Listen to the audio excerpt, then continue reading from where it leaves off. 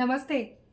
Khammam TV, Jabardasth TV, Mahabubabad TV news ప్రేక్షకులందరికీ వరలక్ష్మి వ్రత శుభాకాంక్షలు.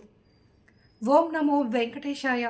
ఖమ్మం కమాన్ బజార్లోని వెంకటేశ్వర స్వామి వారి దేవస్థానంలో దేవాదాయ ధర్మాదాయ శాఖ ఈవో కొండకింది వేణుగోపాలాచార్యులు ఆధ్వర్యంలో ఆగస్టు 14 నుండి 16 వరకు నిర్వహించనున్న పవిత్రోత్సవ సహస్ర కలశాభిషేక మహోత్సవాలు అంగరంగ వైభవంగా ముగిశాయి.